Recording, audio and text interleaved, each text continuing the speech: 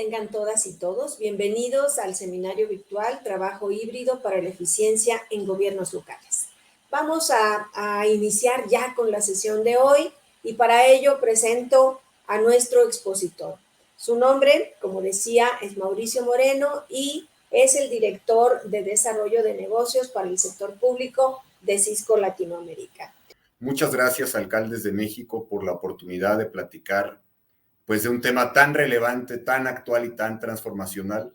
Y sobre todo, muchas gracias a todos los que están conectados por la gentileza de su tiempo. Haremos todo lo posible porque el aprovechamiento de estos 45 o 50 minutos sea verdadero, sea útil y tangible en la muy importante y relevante labor que cada uno de ustedes tienen en el servicio público. Como lo decía Norma, vamos a hablar de algo sumamente actual, sumamente relevante, porque tiene un impacto social en la manera en la que las comunidades creamos valor, que es el trabajo.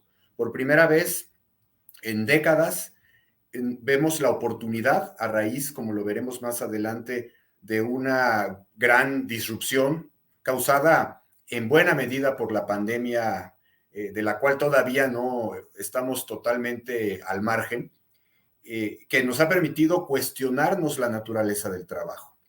Un gran ingrediente del cual estaremos conversando a lo largo de la sesión es justamente el rol que tiene la tecnología y la transformación digital en estas nuevas concepciones del trabajo que pudieron ser posiblemente emergentes durante los primeros meses de la pandemia y están tendiendo a convertirse en modelos más maduros en estos momentos y en los meses y años por venir. Pocas veces, como en los últimos 24 meses, nos hemos visto en la necesidad de cambiar conductas, de replantear prácticas productivas, organizacionales, estructurales, concebir de manera diferente el riesgo, y de eso vamos a estar hablando hacia adelante.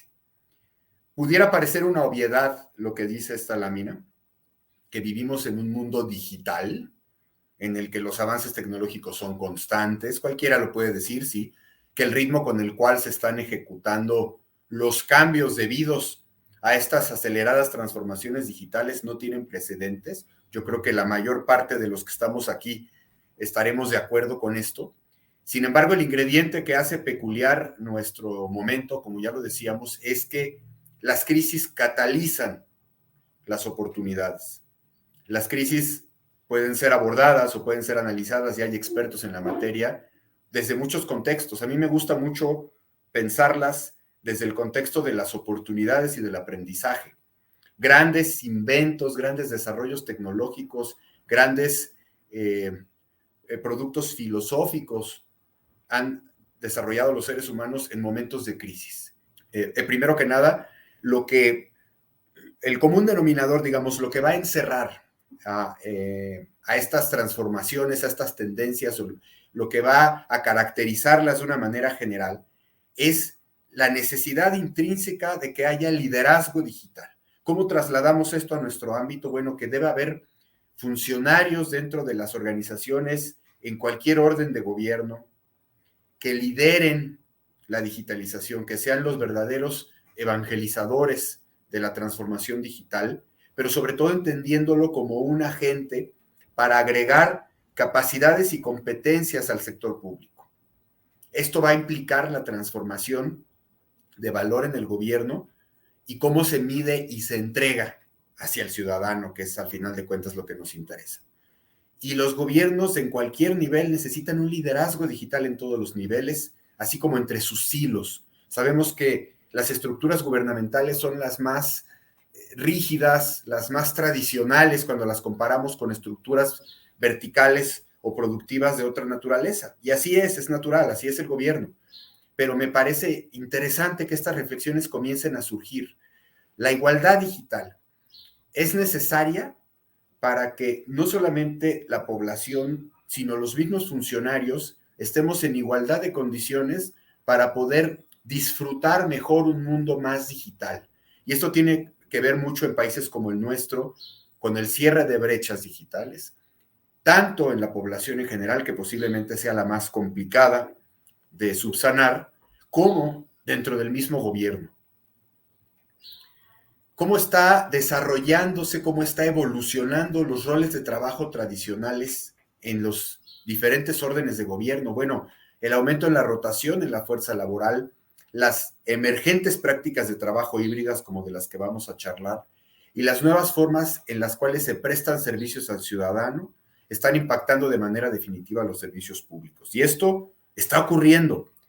Que algunos de nosotros lo estemos haciendo o que otros no lo estemos haciendo, no obsta para afirmar que en el mundo está ocurriendo. Entonces, fíjense ustedes cómo todo está girando alrededor de la adaptación a un cambio a través de medios digitales, a través de la necesidad de tener liderazgo y habilidades, con una serie de habilitadores que de aquí en adelante van a formar parte intrínseca de la labor y del deber ser de cualquier orden del sector público. Es que el futuro del trabajo es definitivamente híbrido y esta tendencia es irreversible.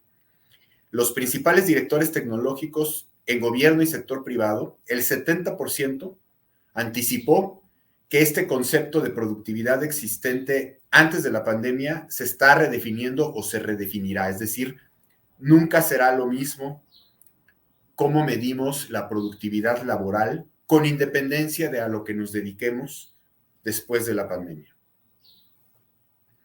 Más del 77%, es 77.5%, si mal no recuerdo, de los empleados o funcionarios públicos verían con buenos ojos un modelo de trabajo más flexible, es decir, ya todos tuvimos la oportunidad de dar probaditas, en algunos casos con mucho más intensidad que en otros, de modelos de trabajo que se tuvieron que flexibilizar para poder mantener la continuidad operativa durante la pandemia. Entonces ya no estamos hablando de una cosa que se va a experimentar.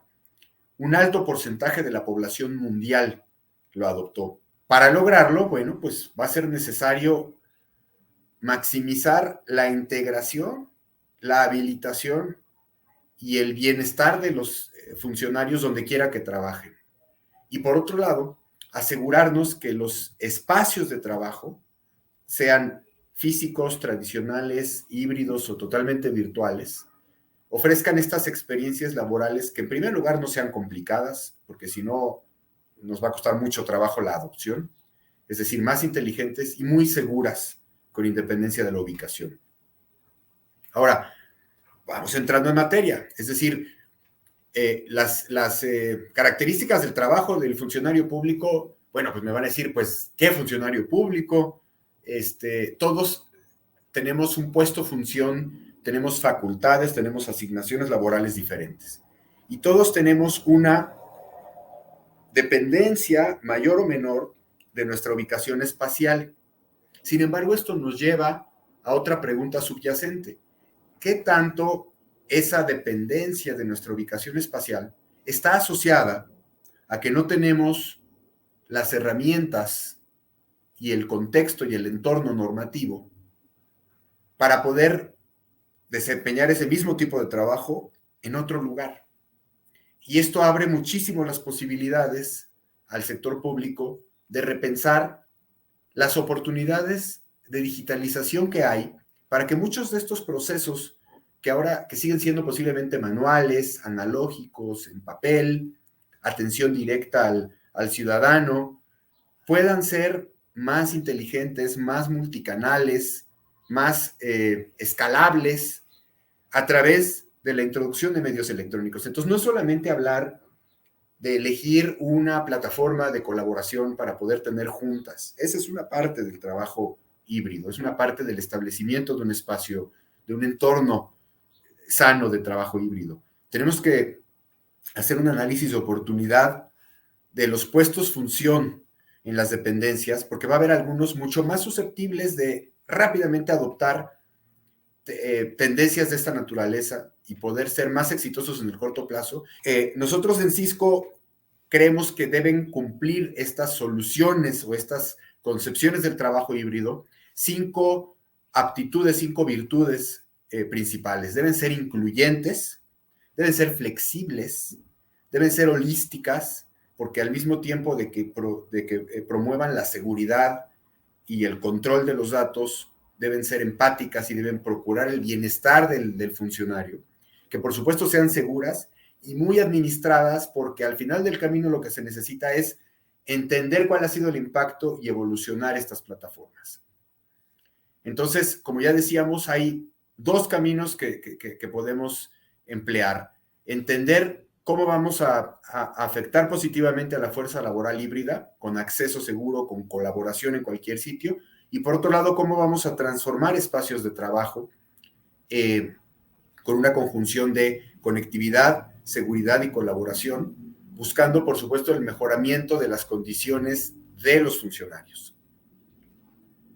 Algunos casos de uso de fuerza laboral híbrida asociados al sector público, y no quisiera leerlos, les voy a dar algunos ejemplos, pero son muchos para que pensemos que no es solamente establecer videoconferencias o llamadas. Ese no es el trabajo híbrido. Queremos que el concepto de trabajo híbrido sea verdaderamente transformacional en temas como la justicia digital, es decir, la creación de entornos híbridos para favorecer una mejora en las condiciones de la procuración de justicia. Lo mismo ocurre con la educación híbrida. No es solamente conectar a los niños a la escuela, es todo lo que está alrededor en términos del contenido, del aprovechamiento, de la medición, de las evaluaciones, de las habilidades digitales, de las grandes brechas de conectividad que tenemos en el país. El transporte, que puede ser un transporte más conectado, más inteligente, más seguro, la producción, distribución y medición de la energía eléctrica, la salud pública. Ahora hemos tenido durante la pandemia que ingeniárnoslas como entidades federales y estatales y locales de salud para llevar salud a lugares donde no estaban los centros de salud. Entonces, en esto puede ayudar mucho la tecnología si trasladamos el concepto de fuerza laboral híbrida en ese entorno de la salud. Lo mismo con los espacios, ¿no? En los mismos rubros encontramos grandes ejemplos de sostenibilidad, en el caso de gobierno, cómo crear, por ejemplo, plataformas híbridas de asistencia social que permitan que haya agentes ciudadanos trabajando desde su casa, ofreciendo un servicio a la comunidad a través de un programa de gobierno. No los necesitamos en un sitio físico. Los podemos conectar, podemos asegurarnos de que haya gobernanza, de que haya control, y estamos creando un espacio híbrido en beneficio de la población para satisfacer una necesidad sustantiva.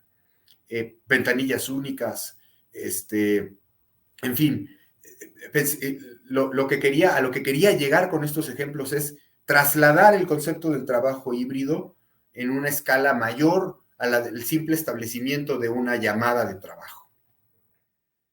Vamos a aprovechar los últimos minutos a atender las peculiaridades de nuestro sector, dado este gran contexto del que hemos hablado ya, y cómo acelerar esta transición en la que seguramente nos encontramos en mayor o menor medida todos. Entonces, lo primero que quiero que entendamos todos, como ya lo dijimos anteriormente, es que el trabajo híbrido es una iniciativa de transformación digital.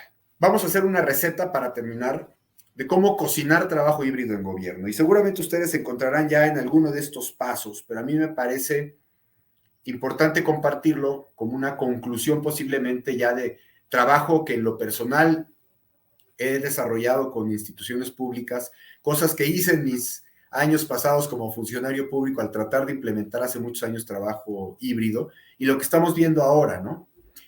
Pues en primer lugar hay que hacer un análisis de funciones, ¿no? En mi dependencia, en mi organización, ¿cuáles son los puestos función? Vamos a clasificarlos, vamos a tratar de segmentarlos, vamos a entenderlos, vamos a agruparlos de todo el universo de funcionarios a qué se dedican en grandes grupos y tienen características diferentes. Entonces, entendamos qué vinculaciones tienen esos diferentes grupos de puestos funciones al espacio de trabajo tradicional, como ya lo decía antes. ¿Qué los amarra a estar en ese lugar?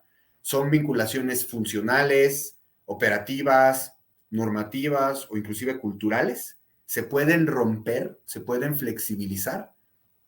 3. ¿Cómo priorizamos los casos? Debe haber seguramente en esa lista de puestos función, en esos grandes grupos de ocupaciones y de facultades que tienen los funcionarios, algunos más susceptibles de adoptar parcial o totalmente un esquema de trabajo híbrido. Evaluemos, por supuesto, a lo largo de todo este camino, como ya lo decíamos en la lámina anterior, el marco normativo, el marco jurídico que sanciona esos puestos función de interés. Identifiquemos oportunidades, digamos, bueno, vamos a empezar con estos. Este grupo de puesto función es susceptible de irse a un esquema de trabajo híbrido y esto puede radicar en una oportunidad de digitalización a evaluar. Hagamos un caso de negocio. Aquí a lo mejor es la parte más dificilona, ¿no? Cuantifiquemos los beneficios. Los beneficios pueden ser no necesariamente todos cuantitativos. Puede haber beneficios cualitativos en términos del bienestar del funcionario, ¿no? De los tiempos de transporte en los cuales incurre diariamente. En el bienestar de la persona, del individuo, por supuesto, se vale y es muy importante, pero también en la reducción de espacios, en la reducción de gastos que tiene la gestión pública, en la agilización de servicios, en la eficiencia del gobierno.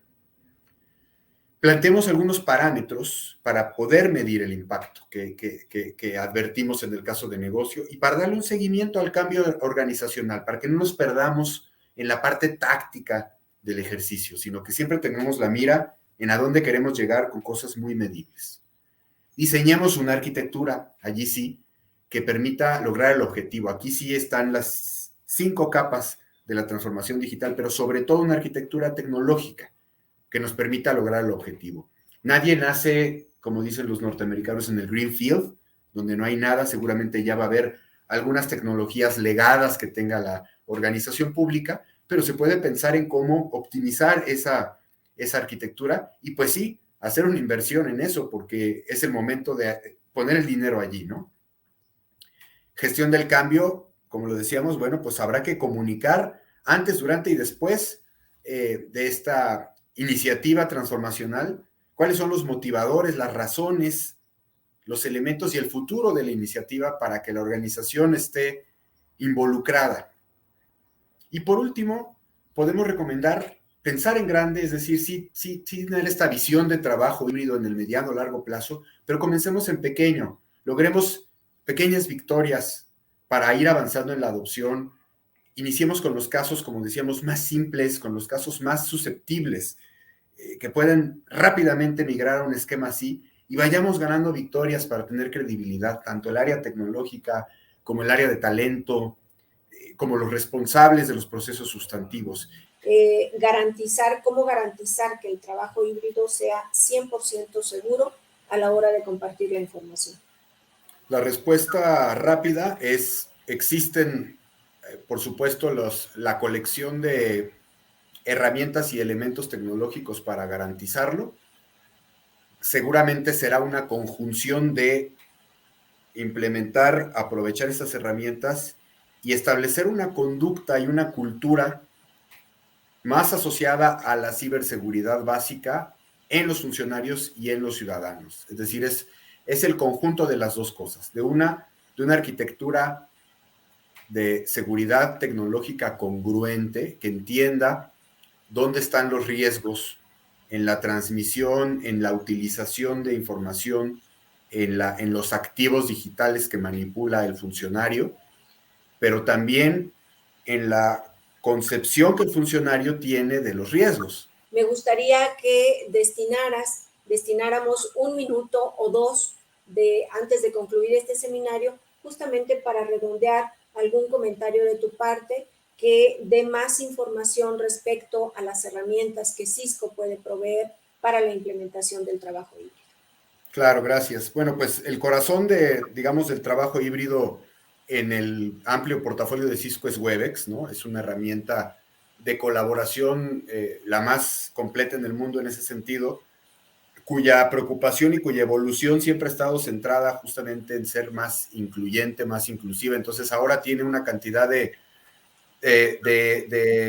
funcionalidades que no tenía hace 2 años, impresionantes, ¿no? Con asuntos que van desde la traducción en otros idiomas, el guardado de las bitácoras, el establecimiento de espacios, y esto acompañado de otras herramientas que están dentro de la misma suite de Webex que permiten el trabajo asíncrono, es decir, que permiten la colaboración y el intercambio de información una vez que ha terminado una sesión de trabajo síncrona, en la que todos estamos al mismo tiempo trabajando, cada quien se lleva después su trabajo y lo hace, todo eso se complementa, y lo mismo ocurre, eso hablando de la colaboración, si vamos a trabajar en un espacio físico y lo vamos a convertir en un espacio híbrido, pues tenemos que ver de qué manera dotarle tecnología de colaboración ahí, ¿no? ¿Qué tipo de pantallas debe haber ahí?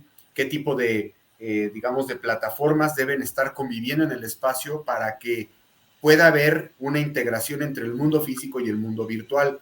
Esa es otra parte muy importante de nuestro portafolio que tiene que ver con los dispositivos de colaboración que van a habilitar la existencia y el establecimiento de estos espacios híbridos. Entonces, esa sería la segunda. La tercera, por supuesto, toda la tecnología de conectividad.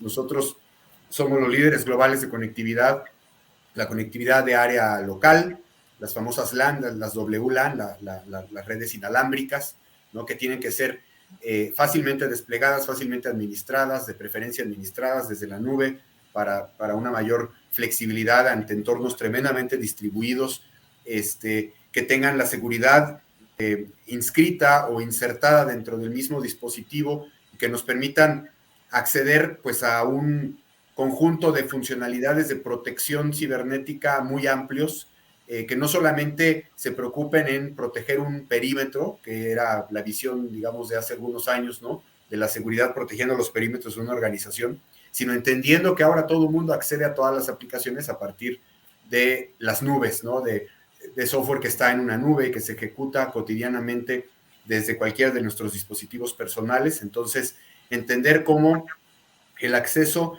en el borde o en la frontera tiene que ser un acceso seguro, implica la incorporación de ciertas tecnologías que nos van a permitir ese trabajo mucho más certero. Entonces, ahí lo que ofrezco con mucho gusto es tener una sesión técnica en la que abordemos las peculiaridades del portafolio de colaboración, de seguridad, de conectividad y, por supuesto, la capa de servicios que tendría que ir alrededor para implementar una estrategia de trabajo híbrido congruente. Pues muchas gracias, Mauricio, y una disculpa, sé que te dije que ya era la última pregunta, pero hay una insistencia en las preguntas que recibimos a lo largo de la sesión respecto a los municipios rurales. ¿Cómo se pueden sumar los municipios rurales a estos esquemas de trabajo híbrido? Bueno, lo primero que hay que resolver, me imagino que por ahí va la pregunta, pues sí es el no menor problema de la conectividad, ¿no? Entonces, yo creo que sí, una vez resuelto este problema de tener una conectividad al menos suficiente para poder pensar ya en el establecimiento de videollamadas, de sesiones de trabajo concurrente, de intercambio de información, etcétera, pues podríamos hablar un poco de lo demás. Entonces, me queda muy claro que hay muchos casos en nuestra república y en nuestra región latinoamericana en los que el principal problema que tenemos que resolver antes de hablar del despliegue masivo de una estrategia de trabajo híbrido, pues es la conectividad. Y ahí en ese sentido, lo que yo recomiendo es, tanto a nivel municipal como sobre todo a nivel estatal, pensar en la construcción de programas, proyectos o iniciativas de redes estatales.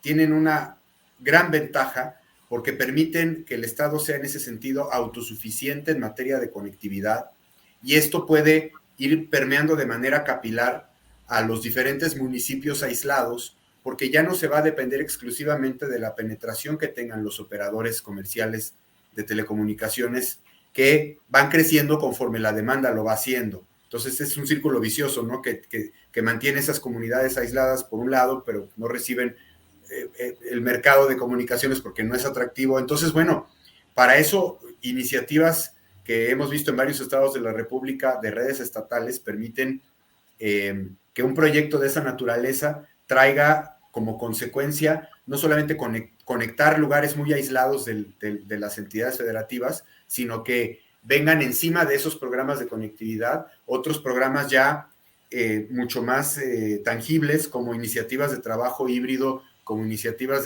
de aceleración de trámites ciudadanos, como el ofrecimiento de servicios públicos como telemedicina, educación a distancia, que de otra forma serían imposibles.